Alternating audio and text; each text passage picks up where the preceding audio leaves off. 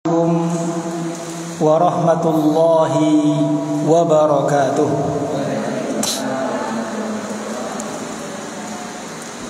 Innal hamdalillah nahmaduhu wa nasta'inuhu wa nastaghfiruh wa na'udzu billahi min sururi anfusina wa sayyiati a'malina. Man yahdihillahu fala mudilla lahu wa man yudlil fala hadiya lahu. Asyhadu an la ilaha illallah wahdahu la syarika lahu wa asyhadu anna Muhammadan abduhu wa rasuluh.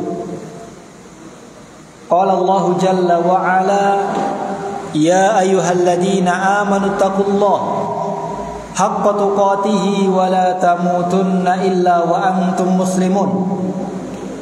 Allahumma salli wa sallim wa barik wa an'im ala nabiyyina Muhammadin wa ala alihi wa ashabihi wa man tabi'ahum bi ihsanin ila yaumiddin. Allahumma 'allimna ma yanfa'una wanfa'na bima 'allamtana warzuqna ilma. Amma ba'du, kaum muslimin muslimat, bapak, ibu, adik-adik, jamaah kajian Masjid Sofiyah Nasir Al-Mar'i yang semoga senantiasa dimuliakan oleh Allah Subhanahu wa taala. Alhamdulillah, senantiasa kita bersyukur kepada Allah Subhanahu wa taala atas segala limpahan nikmat yang Allah berikan kepada kita, sehingga pada kesempatan malam hari yang penuh berkah ini kita dapat berkumpul di tempat yang paling mulia, yaitu di salah satu dari rumah-rumah Allah Subhanahu wa taala. Kita berkumpul di waktu yang sangat istimewa, yaitu di 10 hari pertama bulan Dzulhijjah, dan kita berkumpul dalam rangka untuk sesuatu yang amat sangat agung, yaitu thalabul ilmi, mempelajari ilmu agama. Maka ini merupakan nikmat yang sangat besar, nikmat yang sangat agung yang Allah Subhanahu wa taala berikan kepada kita, yaitu taufik sehingga kita mampu dan mau untuk hadir ke masjid ini dalam rangka untuk thalabul ilmi, dan kita memohon kepada Allah agar apa yang kita lakukan dihitung sebagai amal ibadah di sisi Allah Subhanahu wa taala, dan semoga Allah senantiasa memberikan kepada kita tambahan ilmu-ilmu yang bermanfaat. Bapak ibu jamaah kajian rahimani Allah wa iyyakum jami'an. Sebelumnya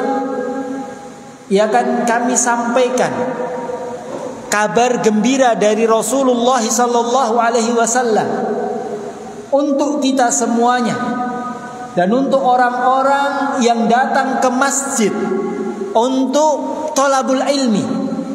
Maka Rasulullah sallallahu alaihi wasallam memberikan kepada kita kabar gembira. Beliau sallallahu alaihi wasallam bersabda, majtama'a qaumun fi baitin min buyutillah yatluna kitaballahi wa yatadarasunahu bainahum illa nazalat alaihimus sakinah wa ghasyiyatuhumur rahmah wa haffathumul malaikah wa dzakarallahu fi man indah. Rasulullah sallallahu alaihi wasallam bersabda, memberikan kepada kita kabar gembira. Beliau mengatakan, tidaklah suatu kaum berkumpul di salah satu dari rumah-rumah Allah Subhanahu wa taala. Dan sekarang kita sedang berkumpul di rumah Allah. Kita tidak sedang berkumpul di lapangan. Kita tidak sedang berkumpul di pasar. Kita tidak sedang berkumpul di tempat-tempat wisata, tidak. Tapi kita berkumpul di tempat yang lebih baik, yaitu di salah satu dari rumah-rumah Allah Subhanahu wa ta'ala. Apa yang mereka lakukan? Apa yang kita lakukan? Yatluna kitaballahi wa yatadarasunahu bainahum. Di rumah Allah mereka saling membaca Al-Quran. Mereka saling mempelajari Al-Quran. Dan tidaklah yang kita lakukan di rumah Allah ini, tidaklah yang kita sampaikan pada kesempatan kali ini kecuali hanya menyampaikan ayat-ayat Allah. Tidaklah kita menyampaikan kecuali hadis-hadis Nabi sallallahu alaihi wasallam, perkataan-perkataan para ulama. Maka apa janji Rasulullah tersebut? Apa kabar gembira Rasulullah tersebut? Beliau mengatakan illa nazalat alaihimus sakinah. Maka akan turun kepada mereka sakinah, ketenangan. Jadi turun kepada kita ketenangan. Wa ghasyiyatuhumur rahmah, dan mereka akan diliputi oleh rahmat Allah Subhanahu wa taala. Jadi di sini akan banyak sekali rahmat Allah. Allah akan memberikan kepada kita banyak rahmatnya. Wa haffathumul malaikah, dan mereka dinaungi oleh para malaikat. Dan ketahuilah Bapak Ibu, bahwasanya sekarang yang hadir di masjid ini bukan hanya saya, bukan hanya panjenengan, bukan hanya kita manusia, tapi selain kita ada juga yang hadir di masjid ini pada kesempatan kali ini. Siapa mereka, Pak? Para malaikat yang memang tidak terlihat. Para malaikat hadir di majelis ilmu. Mereka senantiasa mencari majelis ilmu, kemudian hadir di majelis tersebut sampai majelis tersebut selesai. Para malaikat hadir, ya, memberikan naungan, membawa rahmat Allah Subhanahu wa taala. Kemudian kata Rasulullah, wa dzakarallahu fiman indah, dan mereka akan senantiasa dibangga-banggakan oleh Allah. Mereka senantiasa disebut-sebut oleh Allah Subhanahu wa taala. Dalam hadis tersebut Rasulullah memberikan kepada kita 4 kabar gembira bagi orang-orang yang berkumpul di masjid untuk thalabul ilmi, yaitu turun kepada kita ketenangan, diliputi rahmat Allah, dinaungi oleh para malaikat, dan nama-nama kita akan dibangga-banggakan oleh Allah di hadapan makhluk-makhluk yang ada di langit. Kemudian juga Bapak Ibu rahimani Allah wa iyyakum jami'an. Ya, karena tema kita yang diberikan oleh panitia yaitu tentang motivasi menuntut ilmu. Jadi tema kajian kali ini yaitu motivasi untuk semangat menuntut ilmu. Dan tentunya motivasi tersebut saya tujukan khusus untuk diri saya pribadi dan secara umum untuk jamaah sekalian, ya, agar kita ini semangat dalam mempelajari ilmu agama. Tadi sudah kita sampaikan 1 kabar gembira dari Rasulullah SAW. Kemudian juga akan kita sampaikan kabar gembira yang lain. Kabar gembira dari Rasulullah SAW juga untuk kita semuanya, yaitu untuk orang-orang yang datang ke masjid dari rumah, ya, kemudian dia mendatangi majelis ilmu. Maka Rasulullah SAW bersabda memberikan kabar gembira, man salaka tariqan yaltamisu fihi ilman sahhalallahu lahu bihi tariqan ilal jannah. Kata Rasulullah, barang siapa yang menempuh suatu jalan,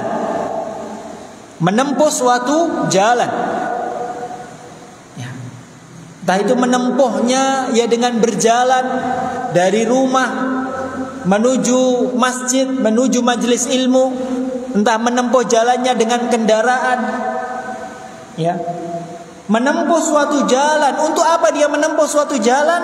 Ya, untuk menuntut ilmu agama. Yaltamisu fihi ilman, untuk mencari ilmu agama. Seperti yang kita lakukan. Kita berangkat dari rumah, ya, kita niatkan tidak hanya untuk mengerjakan sholat isya, tapi juga kita niatkan untuk belajar ilmu agama, ya menuntut ilmu agama, maka kita masuk dalam hadis tersebut. Barang siapa yang menempuh suatu jalan untuk mempelajari ilmu agama, apa kata Rasulullah? Sahhalallahu lahu bihi tariqan ilal jannah. Maka Allah akan mudahkan jalannya nanti menuju ke surga. Jadi kalau kita senantiasa semangat ya untuk ya mencari majelis-majelis ilmu, mendatangi majelis-majelis ilmu, semangat belajar ilmu agama, maka di antara kabar gembira, di antara keutamaannya, Allah akan mudahkan jalan kita menuju ke surga. Maka kita katakan bahwasanya thalabul ilmi adalah jalan yang sangat pintas ya bagi setiap orang untuk bisa meraih surga Allah Subhanahu wa taala. Kaum muslimin muslimat, Bapak Ibu jamaah kajian rahimani Allah wa iyyakum jami'an. Mempelajari ilmu agama ini merupakan amal ibadah yang sangat besar nilainya di sisi Allah. Amal ibadah yang memiliki banyak keutamaan, yang memiliki banyak ya pahala. Kita akan sebutkan beberapa keutamaan orang-orang yang senantiasa mempelajari ilmu agama. Dan para ulama telah menunjukkan kepada kita tentang keutamaan-keutamaan belajar ilmu agama. Bahkan di sana banyak kitab-kitab yang ditulis oleh para ulama yang isinya tentang keutamaan-keutamaan ilmu agama. Di sana ada kitab yang namanya adalah Al-Ilmu Fadluhu wa Syarafuhu. Ya, ilmu dan keutamaan-keutamaannya. Yang ditulis oleh Al-Imam Ibnul Qayyim Al-Jauzi rahimahullah. Beliau menyebutkan di dalam kitab tersebut lebih dari 100 keutamaan. Lebih dari 100 keutamaan belajar ilmu agama. Ingat, ini belajar ilmu agama, bukan ilmu dunia. Walaupun belajar ilmu dunia juga bermanfaat, ada keutamaannya, tapi jelas dia mempelajari ilmu agama, maka keutamaannya lebih besar, lebih banyak. Kita mungkin akan sebutkan satu atau dua dari keutamaan-keutamaan tersebut. Di antara keutamaan mempelajari ilmu agama kaum muslimin muslimat rahimani Allah wa iyyakum jami'an. Sehingga kalau kita mengetahui keutamaan-keutamaan tersebut, maka kita termotivasi. Ya, kita menjadi semangat bersungguh-sungguh ya dalam belajar ilmu agama. Di antara keutamaan mempelajari ilmu agama yaitu bahwasannya mempelajari ilmu agama adalah ibadah yang agung. Jadi belajar ilmu agama dengan berbagai metode ya, dengan berbagai wasilah, dengan berbagai cara ya, belajar ilmu agama itu adalah ibadah tersendiri. Banyak cara, banyak metode kita belajar ilmu agama. Bisa dengan membaca misalnya, ya di rumah kita belajar, kita membaca tafsir Al-Quran. Kita membaca Al-Quran kemudian kita pelajari terjemahannya.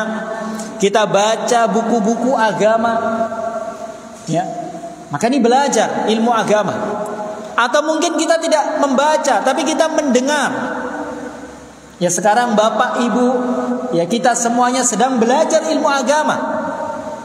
Mendengarkan ceramah, mendengarkan ustadz, mendengarkan kiai, mendengarkan guru menyampaikan ilmu agama. Maka kita sedang belajar ilmu agama ya. Maka ini adalah ibadah, bahkan ibadah yang agung. Ya sebagaimana ya orang itu sholat, sebagaimana orang itu berbakti kepada orang tua, sebagaimana orang itu berbuat baik kepada orang lain, itu ibadah. Mempelajari ilmu agama juga ibadah.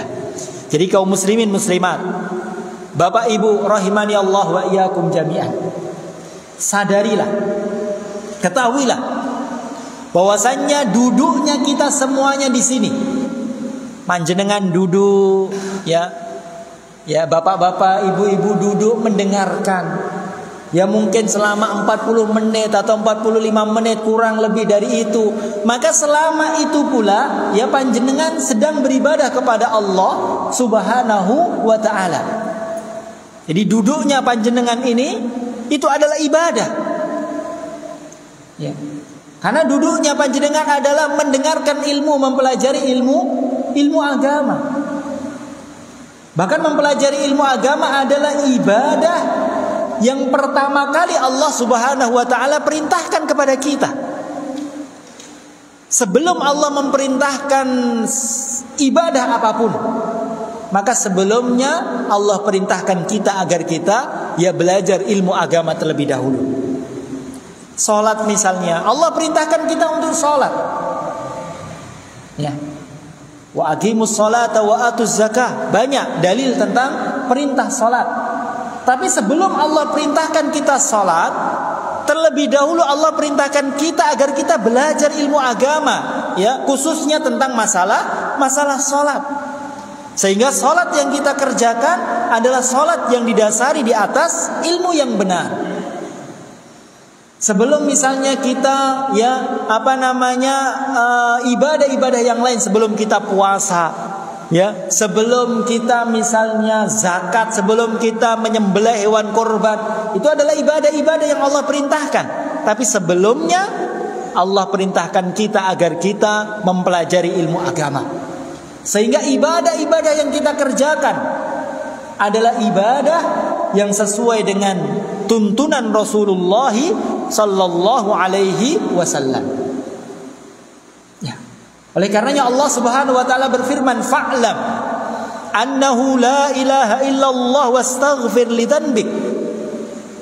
Maka ilmuilah, ketahuilah bahwasannya tiada Tuhan yang berhak disembah melainkan Allah Subhanahu wa taala. Di situ Allah menyebutkan kalimat tauhid. Bahkan sebelum Allah menyebutkan kalimat tauhid, Allah perintahkan kita terlebih dahulu untuk belajar. Fa'lam. Makanya ayat yang pertama kali Allah turunkan, perintah pertama kali Allah turunkan kepada Rasulullah dan kepada kita kaum muslimin, ayat yang pertama adalah ayat perintah untuk belajar. Apa ayat yang pertama turun, Bapak Ibu? Iqra bismi rabbikal ladzi khalaq. Iqra, bacalah. Membaca adalah sarana, metode untuk belajar. Itu adalah perintah pertama kali Allah perintahkan kepada kita. Ayat yang pertama kali Allah turunkan, yaitu perintah untuk belajar. Ya, tentunya ini adalah belajar ilmu agama. Ya. Bahkan kaum muslimin muslimat rahimani Allah wa iyyakum jami'an, belajar ilmu agama adalah ibadah yang paling agung, ibadah yang lebih utama dari semua ibadah-ibadah sunnah. Ya, belajar ilmu agama adalah ibadah yang lebih baik daripada semua ibadah sunnah.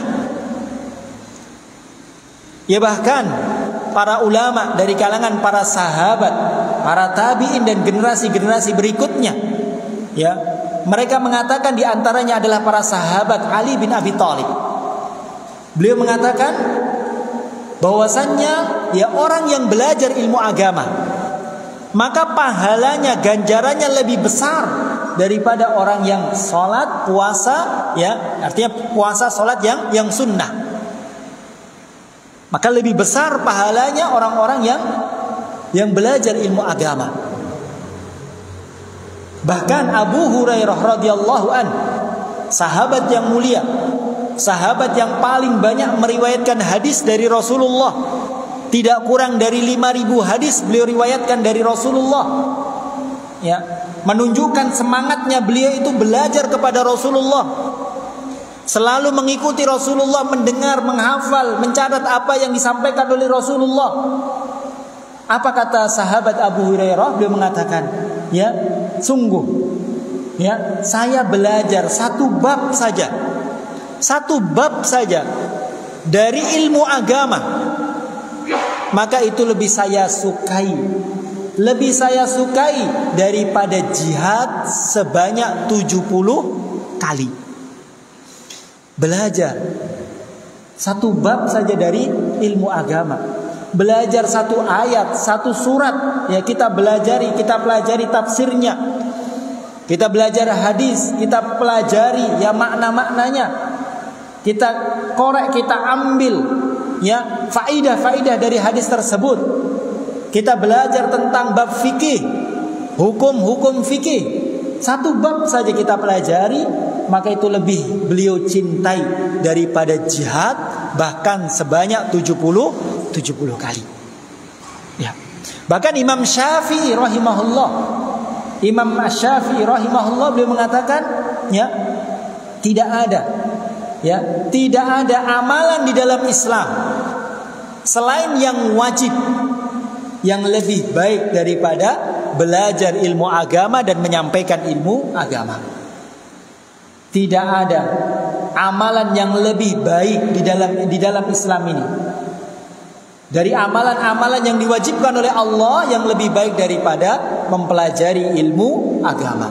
Maka belajar ilmu agama adalah ibadah yang paling baik dari semua ibadah sunnah. Ya. Maka ini menunjukkan kepada kita ya betapa besar ya keutamaan belajar ilmu agama. Sekarang Bapak Ibu rahimanallah wa iyyakum jami'an. Misalnya sekarang ya ada orang sholat ya, setelah sholat isya kemudian dia sholat dengan sholat yang lama, dengan sholat yang panjang, sholat sunnah. Mungkin sholatnya sampai 30 menit, sampai 40 menit, ya sholat yang panjang. Ini adalah kebaikan. Ya, ini adalah amal soleh. Dia mengerjakan sholat sunnah luar biasa.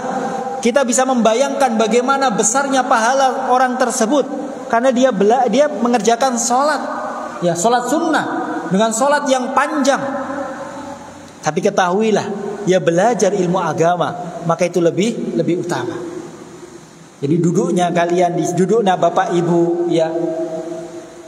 Bapak Ibu yang mencatat, mendengarkan, ini adalah ibadah yang luar biasa. Bahkan dahulu Imam Malik bin Anas adalah guru syekh dari Imam Syafi'i rahimahullah. Imam Malik bin Anas itu aktivitasnya ya waktunya beliau habiskan hanya untuk belajar dan menyampaikan ilmu agama, untuk belajar dan mengajarkan ilmu agama. Ya, beliau adalah imam, ya mufti imam, ya Darul Hijrah, imam Madinah, imam di Masjid Nabawi pada masa beliau. Dia habiskan waktunya itu hanya untuk belajar dan mengajarkan ilmu agama. Kemudian ada seorang ahli ibadah yang waktunya habis untuk ibadah sunnah. Maka orang tersebut ya menasihati Imam Malik, mengirimkan surat yang isinya nasihat. Apa isi nasihat tersebut? Menasihatkan agar Imam Malik itu ya mengurangi aktivitas belajar mengajarnya, tapi diganti dengan ibadah, menyendiri ibadah kepada Allah. Ya, memerintahkan agar Imam Malik itu menyendiri, ya, menyendiri kemudian mengerjakan sholat, puasa, ibadah. Tapi apa kata Imam Malik bin Anas? Beliau mengatakan, Innallaha qad qassamal a'mal kama qassamal arzaq. Sesungguhnya Allah itu sudah membagi-bagi, sudah memilih-milih ya amalan-amalan bagi setiap hambanya, sebagaimana Allah sudah membagi rizki bagi setiap hambanya. Rizki ya sudah ditentukan. Amal-amal seorang hamba juga sudah ditentukan. Farubba rajulin futiha lahu fis salat wa lam yuftah lahu fis shaum. Ada sebagian orang yang mengerjakan salat itu mudah, senang dia kalau salat rajin, salat sunnah, masya Allah, senang, enteng. Tapi giliran suruh puasa berat, susah. Wa rubba rajulin futihat lahu fis shaum wa lam yuftah lahu fis sadaqah misalnya. Ada sebagian orang mungkin mudah untuk puasa. Puasa itu mudah sekali. Enteng, kalau suruh puasa gampang. Puasa Senin Kamis, bahkan puasa Daud mudah. Tapi giliran untuk suruh sedekah, ya, beratnya luar biasa. Jadi amalan seseorang itu beda-beda.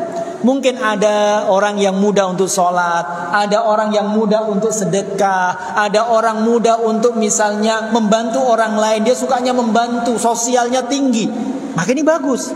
Tapi giliran suruh puasa berat, giliran suruh baca Al-Quran berat. Tapi kalau sosial, ya, berbakti kepada orang tua, membantu orang lain mudah. Jadi amalan itu sudah dibagi-bagi, ya. Tapi kata Imam Malik bin Anas, beliau mengatakan, wa nasrul ilmi wa ta'limuhu min afdali a'malil bir. Dan ketahuilah bahwasannya belajar ilmu agama, menyebarkan ilmu agama, mengajarkan ilmu agama adalah kebaikan yang paling utama. Wa raditu bima qassamallahu li minal a'mal. Dan saya sangat senang, saya sangat ridho dengan apa yang Allah bagikan kepadaku dari amalan-amalan tersebut. Alhamdulillah saya senang, kata Imam Malik. Saya adalah orang yang dimudahkan untuk belajar dan mengajarkan ilmu agama. Engkau dimudahkan untuk sholat, dimudahkan untuk ibadah puasa sunnah. Saya dimudahkan untuk belajar dan mengajarkan ilmu agama. Wa ma adunnu ma ana fihi duna ma anta fi. Dan saya tidak menilai apa yang saya lakukan itu lebih rendah daripada apa yang kamu lakukan. Mengajarkan ilmu, belajar ilmu agama lebih tinggi daripada, ya, ibadah-ibadah sunnah. Karena kalau orang belajar, orang mengajarkan ilmu agama, menyebarkan ilmu agama, maka kebaikan itu bukan hanya untuk diri sendiri, tapi kebaikan yang akan meluas, bermanfaat bagi orang lain. Bahkan tidak hanya bagi manusia. Ya, adanya seorang ulama, orang-orang yang menyebarkan ilmu agama, maka akan memberikan kebaikan untuk semua makhluk. Jadi kalau orang itu ibadah yang puasa, sholat dan yang lainnya, maka adalah ibadah yang bermanfaat, tapi manfaatnya untuk diri sendiri. Ya. Ini menunjukkan kepada kita bahwasannya, ya, belajar ilmu agama ini merupakan ibadah yang sangat agung. Dan kita ini kaum muslimin muslimat rahimani Allah wa iyyakum jami'an, terlebih di zaman kita sekarang ini kita perlu tekankan, terlebih di zaman kita sekarang ini adalah zaman fitnah. Zaman fitnah, bagaimana syubhat itu luar biasa, pemikiran-pemikiran yang menyimpang itu luar biasa. Ya, maka ketahuilah bahwasanya kebutuhan kita terhadap ilmu agama yang benar ini sangat darurat, merupakan kebutuhan primer, bahkan lebih darurat daripada makan dan minum. Ya, kalau kita belajar IPA itu, belajar IPA apa PS, Pak? Kebutuhan itu ada primer, ada sekunder. Kebutuhan primer itu apa, Pak? Kebutuhan primer itu apa saja? Makan, sandang, papan.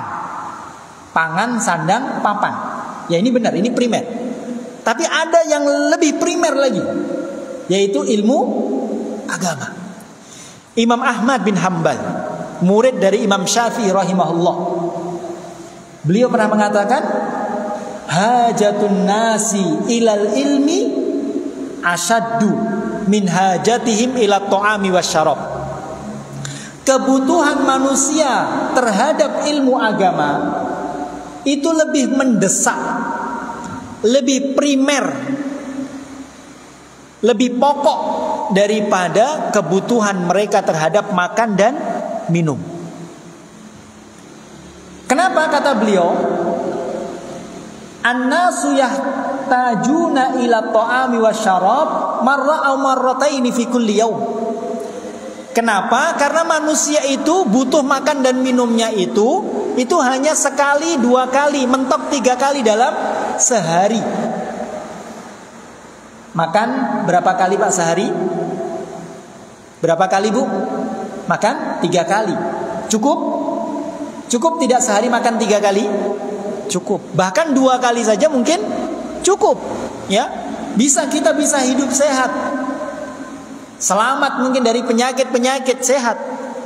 Tapi kata beliau Imam Ahmad, walakin hajatun nasi ilal ilmi ya fi kulli diqqatin. Kebutuhan manusia terhadap ilmu itu tidak hanya sekali, 2 kali, 3 kali dalam sehari, tapi dalam setiap detiknya, setiap menitnya, ya, seorang itu ya butuh terhadap ilmu agama.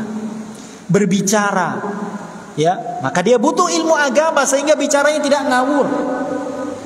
Ya, dia melakukan aktivitasnya, maka harus didasari dengan ilmu agama, sehingga apa yang dia lakukan itu adalah sesuatu yang baik,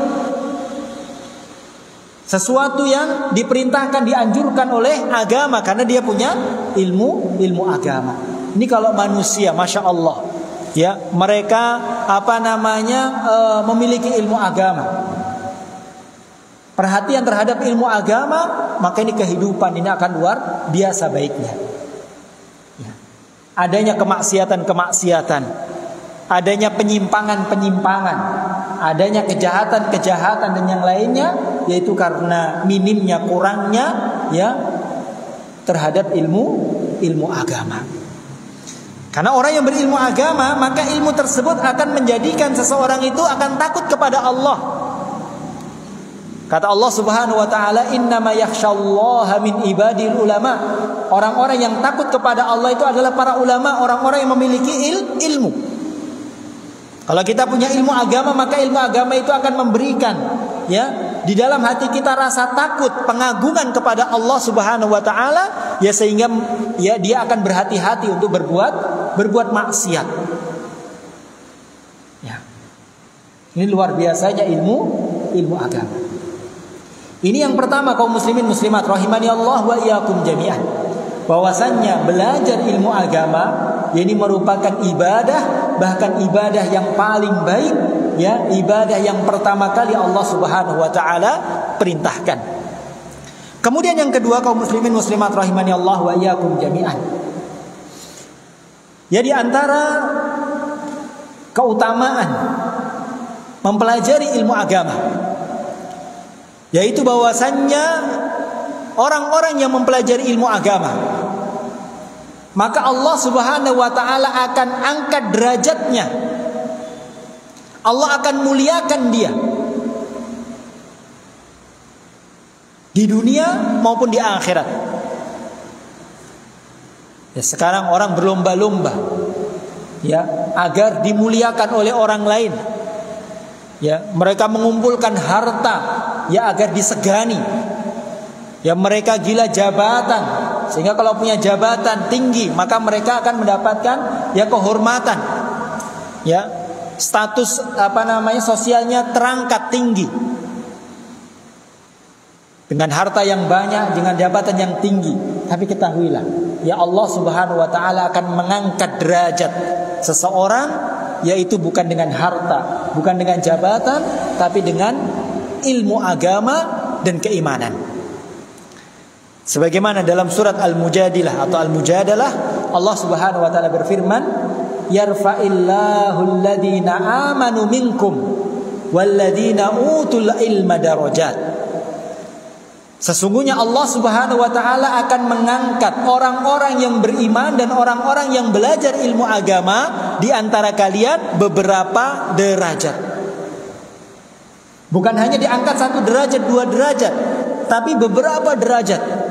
Bahkan sahabat Ibnu Abbas rahimahullah radhiyallahu an, beliau mengatakan, ya, akan diangkat 100 derajat. Jadi bedanya orang yang berilmu agama dengan orang yang tidak berilmu agama, bedanya adalah 100 tingkatan, 100 derajat. Wa masafatu baina darajataini masiratu mi'ati sanah. Dan jarak antara satu tingkatan dengan tingkatan berikutnya itu perjalanan 100 tahun. Itu baru tingkatan satu ke tingkatan berikutnya. Padahal bedanya, jaraknya antara orang yang berilmu dengan orang yang tidak berilmu itu 100 tingkatan. Ini menggambarkan kepada kita betapa jauhnya ya antara orang-orang yang memiliki ilmu agama dengan orang-orang yang tidak berilmu agama di sisi Allah Subhanahu wa taala. Maka Allah pun tidak menyamakan. Sama-sama beriman misalnya. Si A beriman, si B juga beriman, tapi si A dia memiliki ilmu agama, si B tidak memiliki ilmu agama, maka orang yang memiliki ilmu agama ya lebih tinggi ya derajatnya di sisi Allah Subhanahu wa taala.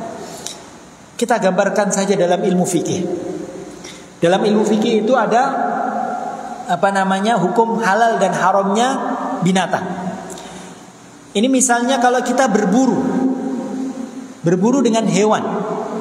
Ya kalau berburu, hewan yang digunakan untuk berburu apa Pak? Bu? Hewan yang biasa digunakan untuk berburu apa? Apa? Yang digunakan untuk berburu? Anjing ya? Anjing ini hewan yang digunakan untuk berburu. Oh, berburu misalnya hewan kijang, rusa atau yang lainnya. Nah, orang yang berburu ini akan melepas anjingnya. Kemudian anjingnya akan mengejar, merobohkan, memburu hewan tersebut. Ini kalau hewan itu berilmu, hewan itu sudah diajari, memang hewan disiapkan untuk berburu. Memang hewannya itu memang hewan untuk berburu, jadi sudah dilatih. Sehingga kalau hewan berburu itu dia tidak makan, dia hanya melumpuhkan atau mematikan, sudah nanti diambil oleh pemiliknya.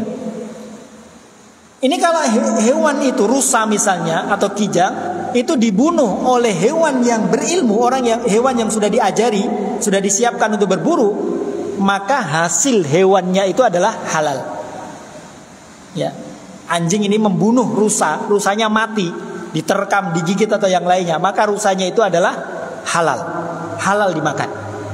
Tapi kalau ada rusa mati karena dibunuh sama anjing liar, bukan anjing berburu, anjing liar, ya, maka rusanya itu adalah haram.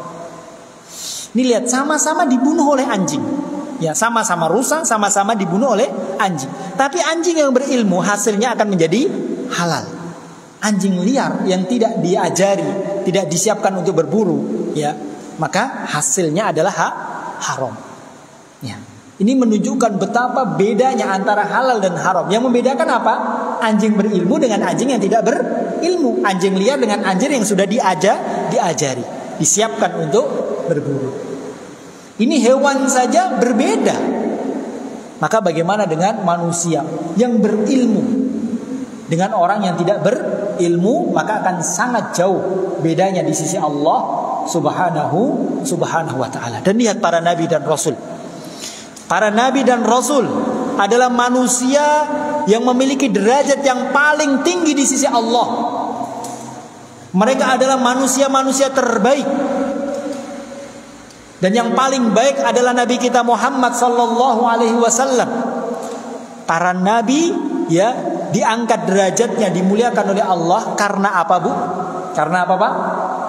Bukan karena harta. Bukan karena jabatan dunia. Bukan karena bentuk fisik, bukan. Tapi karena ilmu agama yang Allah berikan kepada mereka. Tidak semua para nabi diberikan kekayaan. Ya, tidak semua para nabi diberikan jabatan tinggi di dunia. Ada banyak para nabi yang miskin dan yang lainnya. Tapi mereka mulia karena ilmu agama. Lihat Nabi Muhammad sallallahu alaihi wasallam. Allah berikan kepada beliau ilmu. Wa 'allamaka ma lam takun ta'lam. Allah telah mengajarimu, memberikan kepada ilmu kepadamu ya apa-apa yang tidak engkau ketahui sebelumnya. Maka dengan ilmu tersebut Nabi Muhammad itu menjadi mulia. Jadi mulianya Nabi kita Muhammad sallallahu alaihi wasallam karena beliau itu memiliki ilmu, diberikan wahyu oleh Allah Subhanahu wa taala. Nabi Yusuf alaihissalam ya lebih dimuliakan, lebih diangkat derajatnya daripada saudara-saudaranya, daripada manusia pada masanya. Bukan karena ketampanannya. Nabi Yusuf adalah nabi yang tampan, tapi bukan karena itu Allah memuliakan beliau. Ya, karena ilmu yang Allah ajarkan kepada beliau. Nabi Daud, Nabi Sulaiman dimuliakan oleh Allah dari semua manusia pada masanya. Bukan karena kerajaan yang dimiliki oleh Nabi Sulaiman, bukan. Tapi karena ilmu. Ya. Kemudian kata Nabi Sulaiman dan Nabi Dawud dalam surat An-Naml, ketika Allah memberikan kepada beliau ilmu, maka mereka mengatakan alhamdulillahilladzi faddalana ala katsirin min ibadihil mu'minin. Segala puji bagi Allah yang telah memuliakan kami, kata Nabi Sulaiman, Nabi Dawud, yang telah memuliakan kami, ya, dari semua hamba-hambanya yang beriman. Karena apa? Karena ilmu agama. Bahkan kita lihat Nabi Adam alaihissalam. Nabi Adam alaihissalam, Allah muliakan beliau dari semua malaikat, semua makhluk yang ada, semua malaikat yang ada di langit. Bahkan Allah perintahkan malaikat untuk sujud. Ini tidak main-main, ini luar biasa. Malaikat Allah perintahkan untuk sujud kepada Adam. Wa ikulna lil malaikati isjudu li Adama fasajadu illa iblis. Maka kami perintahkan, kami katakan kepada malaikat, sujudlah kalian kepada Adam. Maka malaikat semuanya sujud kecuali iblis. Apa yang menjadikan Nabi Adam begitu mulia sampai-sampai malaikat diperintahkan untuk sujud? Ya, bukan karena penciptaan Adam, tapi karena ilmu. Allah mengatakan wa 'allama Adamal asma'a kullaha. Allah telah memberikan kepada Nabi Adam ilmu. Allah telah mengajari kepada beliau ilmu tentang nama-nama semuanya yang tidak Allah, ya, berikan kepada para malaikat. Jadi dengan ilmu agama, kaum muslimin rahimani Allah wa iyyakum jami'an, kalau kita mau menjadi orang yang mulia di sisi Allah, ya, maka, ya, pelajari ilmu agama. Pelajari ilmu agama. Maka dahulu ada salah seorang tabi'in, yaitu Atha bin Abi Rabbah. Atha bin Abi Rabbah, dia adalah seorang tabi'in, muridnya para sahabat, generasi setelah sahabat. Diriwayatkan Atha bin Abi Rabbah itu tabi'in, seorang yang secara fisik itu sangat kurang. Diriwayatkan bahwasanya beliau itu hitam, pendek, gemuk, keriting, matanya besar, ya, pesek. Ini sangat kurang secara fisik. Ini mungkin kalau di kita mungkin jadi bahan dibully, diremehkan, direndahkan, tidak dianggap, ya. Tapi beliau begitu sangat mulia, dimuliakan oleh Allah Subhanahu wa taala. Bahkan beliau menjadi seorang hakim. Hakim itu orang yang menentukan, memutuskan perkaranya manusia. Itu puluhan tahun beliau menjadi seorang hakim, yang diriwayatkan bahwasanya orang itu kalau berdiri di hadapan beliau itu gemetar, takut, karena begitu berwibawanya beliau, ya, Atha bin Abi Rabbah. Bahkan, ya, para raja pada saat itu, yaitu harus duduk di bawahnya. Ketika Atha mengajar, menyampaikan ilmu agama, maka raja, putra-putra raja itu duduk di bawah, ya, untuk mengambil ilmu. Kemudian putra raja mengatakan, wahai ayahku, kenapa kita harus, ya, merendah kepada orang tersebut secara fisik seperti itu? Maka orang tuanya tersebut, raja tersebut mengatakan, ketahuilah bahwasannya beliau Atha bin Abi Rabbah itu jauh lebih mulia daripada kita dengan segala kekayaan jabatan yang kita miliki. Atha, ya, mulia karena dimuliakan oleh Allah Subhanahu wa taala karena ilmu agama. Makanya zaman dahulu itu, Pak, zamannya para ulama dahulu. Itu kalau anaknya lahir atau besar, ya, tumbuh itu cacat. Jadi kalau anaknya itu cacat misalnya, mohon maaf misalnya kalau cacat apapun cacat, karena khawatir, orang tua akan khawatir nanti kalau anak itu tumbuh, ya, akan menjadi bahan olokan, dibully, direndahkan, ya, kemudian tidak dianggap, diremehkan. Maka di antara cara orang tua agar anak itu dihormati, mendapatkan di kemuliaan. Maka orang tua akan memerintahkan anak itu untuk belajar ilmu agama. Belajar ilmu agama. Karena dengan ilmu agama, ya, dengan segala kekurangan yang dia miliki, dengan ilmu agama maka dengan sendirinya Allah akan memuliakan. Allah akan memuliakan. Yarfa'illahu alladhina amanu minkum walladhina utul ilma darajat. Maka itu sudah menjadi sunnatullah. Ya, memiliki ilmu agama, kemudian dia beriman, berusaha untuk mengamalkan ilmu tersebut, ya, maka dengan sendirinya Allah ya akan memuliakan orang tersebut di dunia dan juga di akhirat. Maka status derajat yang paling tinggi, ya, yaitu yang setelah kenabian, kerasulan, yaitu para penuntut ilmu agama. Jadi manusia yang paling tinggi derajatnya di sisi Allah setelah para nabi dan rasul yaitu para ulama. Para ulama. Makanya Rasulullah SAW menjadikan mereka adalah pewaris para nabi. Wal ulama'u hum warasatul anbiya. Sesungguhnya para ulama, orang-orang yang belajar ilmu agama, memiliki ilmu agama, mereka adalah pewaris para nabi. Kita tahu pewaris itu adalah orang yang sangat dekat dengan para nabi. Wal anbiya'u lam yuwarrithu dinaran wala dirhaman. Dan para nabi itu tidak mewarisi harta, tidak mewarisi dinar, dirham, walakin warrasul ilma, tapi mereka mewarisi ilmu. Faman akhadahu akhada bihaqqin wafirin. Maka barang siapa yang mendapatkan ilmu tersebut, maka dia telah mendapatkan bagian warisan yang banyak dari para nabi. Jadi Nabi kita Muhammad itu punya warisan, Pak. Punya warisan, berhak, boleh diambil oleh siapa saja. Ini kalau ada orang meninggal kemudian meninggalkan warisan, ya orang itu akan berebut, ya, berharap mendapatkan bagian yang banyak. Tapi ketahuilah bahwasanya para Nabi kita Muhammad SAW itu ya punya warisan, meninggalkan warisan. Warisannya tidak akan pernah habis. Dan siapapun berhak untuk ya mendapatkan warisan tersebut. Dan warisan beliau adalah ilmu agama. Ilmu agama yang beliau sampaikan, Al-Quran yang Allah turunkan kepada beliau, kemudian beliau ajarkan kepada kita. Sabda-sabda beliau, semua apa yang beliau katakan, semua apa yang beliau lakukan, itu semuanya adalah ilmu. Dan itu adalah warisan dari beliau Sallallahu alaihi wasallam. Maka orang yang paling mulia setelah para nabi dan rasul adalah para ulama. Ya, para ulama.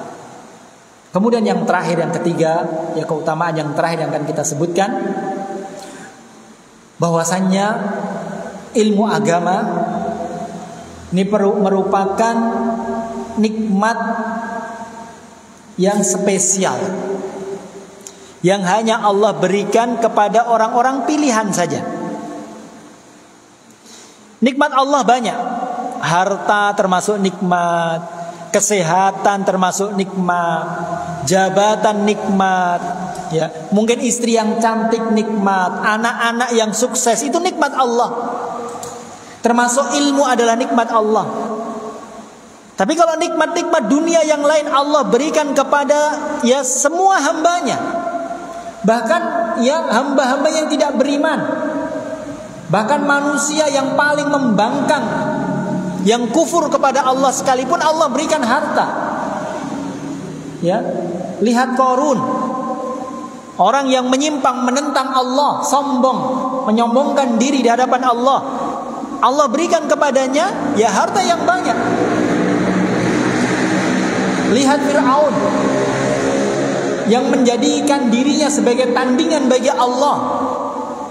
Allah berikan kepadanya kerajaan, kekuasaan. Yang memberikan adalah Allah, tidak peduli harta sebanyak apapun, jabatan, nikmat-nikmat dunia, kesehatan, ya kekuatan, Allah berikan kepada semua manusia. Karena memang nikmat-nikmat tersebut sepele di sisi Allah, kecil, sepele, gak ada harganya. Tapi ilmu agama adalah nikmat yang spesial, yang hanya Allah berikan kepada orang-orang khusus, orang-orang tertentu.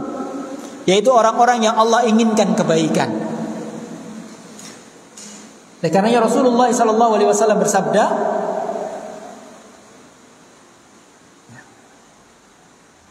Innallaha idza ahabba, barang siapa yang Allah, man yuridillahu bihi khairan yufaqihu fid din.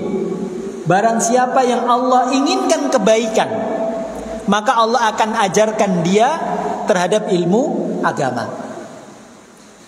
Jadi Bapak Ibu rahimani Allah wa iyyakum jami'an. Ini yang terakhir. Bapak Ibu rahimani Allah wa iyyakum jami'an. Kalau Allah Subhanahu wa taala memberikan kepada kita taufik sehingga kita cinta terhadap ilmu agama, sehingga kita senang dengan orang-orang yang memiliki ilmu agama, kita semangat belajar ilmu agama. Rasa senang, rasa semangat itu yang memberikan Allah. Ya. Walaupun kita belum memiliki ilmu agama, tapi kita minimalnya senang, semangat belajar ilmu agama, maka ketahuilah itu tanda bahwasanya Allah Subhanahu wa taala menginginkan kebaikan pada diri kita. Allah ingin kita ini baik. Allah ingin kita ini selamat. Allah ingin kita ini ya bahagia dunia dan akhirat, dan tidak ada jalan kecuali dengan ilmu agama. Maka Allah berikan kepada kita ya taufik sehingga kita senang, kita semangat belajar ilmu agama. Maka kita harus syukuri Bapak Ibu yang Masya Allah ya, mungkin ya kajian sepekan sekali, tapi kita semangat, antusias. Bahkan kalaupun ada jadwal yang lain, kegiatan yang lain yang itu tidak penting, kita kalahkan. Hanya ingin belajar ilmu agama, disenang belajar ilmu agama. Ya, semangat, senang dengan para ulama. Maka itu satu tanda Allah itu cinta kepada kita. Tapi sebaliknya Pak, sebaliknya wa na'udzubillahi min dzalik. Kalau kita tidak senang dengan ilmu agama, tidak tertarik ilmu agama, bahkan meremehkan ilmu agama, meremehkan para ulama, merendahkan para ulama, tidak tertarik, tidak ada minat untuk belajar ilmu agama, maka itu yang membuat adalah Allah, yang membuat dia itu tidak senang, ya, tidak semangat belajar ilmu agama. Maka ketahuilah itu adalah tanda bahwasanya Allah Subhanahu wa taala tidak menginginkan kebaikan pada diri kita. Allah tidak menghendaki kita ini selamat dunia akhirat. Allah tidak menghendaki kita ini bahagia, sehingga Allah tidak berikan kepada kita taufik, sehingga kita tidak cinta kepada ilmu agama, kita tidak semangat belajar ilmu agama. Maka ini ya, nikmat tersebut pertahankan Pak. Semangat, rasa cinta kita terhadap ilmu agama ini pertahankan. Itu adalah nikmat yang besar yang tidak sembarangan Allah berikan. Kaum muslimin Bapak Ibu rahimani Allah wa iyyakum jami'an. Ini mungkin yang bisa kita sampaikan sedikit ya. Tapi semoga yang sedikit ini ya memberikan kepada kita motivasi khususnya untuk saya pribadi dan jamaah sekalian ya, agar kita ini benar-benar ya semangat ya, agar kita ini ya semangat dalam belajar ilmu agama dengan segala metode apapun. Entah itu mendengarkan, menghadiri majelis ilmu, membaca ya, atau yang lainnya ya. Dan semoga Allah Subhanahu wa taala memberikan kepada kita taufik sehingga kita istiqomah di atas jalan ya, di jalan menuntut ilmu agama. Kurang lebihnya saya mohon maaf. Kita akhiri. Subhanakallahumma bihamdika asyhadu an la ilaha illa anta astaghfiruka wa atubu ilaik. Wassalamualaikum warahmatullahi wabarakatuh.